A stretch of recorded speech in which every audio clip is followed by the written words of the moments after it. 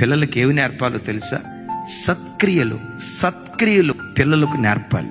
4 చాక్లెట్లు జేబులో పెట్టి, రే నాన్న 3 నువ్వు తిను, 1 ఒకరికి ఈరా.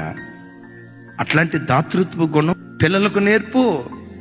10 మందికి వాడు తింటూ 10 మందికి పంచిపెట్టే ఆ సత్క్రియ పిల్లలకు తల్లిదండ్రులు నేర్పేవారిగా ఉండాలి. తల్లిదండ్రులారా, మీరు మందిరానికి వచ్చినప్పుడు కూడా కానుకేసి వెళ్తారు కదా. మీ పిల్లల తరపున కూడా నేనే కానుకేస్తున్నాను అనుకోకండి.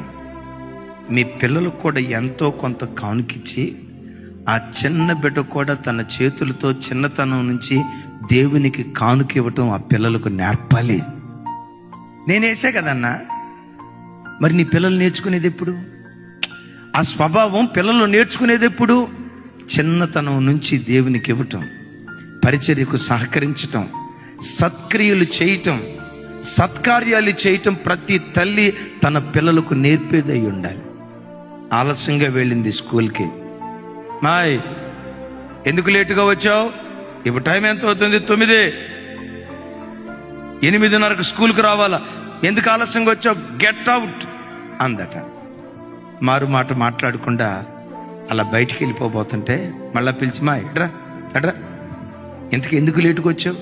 సరే, అర్ధగంట లేటుగా వచ్చావు, ఎందుకు లేటుగా వచ్చావు?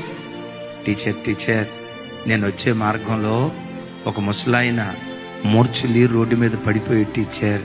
ఆ ముసలాయన్ని లేపి, ఆ పెద్ద ఆయన్ని లేపి, ముఖం గడిగి నీళ్లు తాగించి ఒక ఇంటికి చేర్చి నేను ఇక్కడికి వచ్చేసరికి ఆలస్యం అయిపోయింది టీచర్. సారీ టీచర్, ఆలస్యమైనందుకు సారీ టీచర్ అని అంటంతో ఆ టీచర్ కళ్ళమటి నీళ్ళు పటపటపడం విడుస్తాను. పువ్వు పుట్టగానే పరిమళిస్తుంది అన్నట్లుగా ఈ చిన్న వయసులో ఎలాంటి సత్క్రియను నేర్చుకున్నావే, పెరిగి పెద్దదాని అయిన తర్వాత నిశ్చయంగా నువ్వు గొప్పదాని అవుతావని ఆశీర్వదించిందట టీచర్. ఆ చిన్నమ్మాయి పెరిగి పెద్దదై మదర్ తెరీసాగా మార్చబడిపోయింది.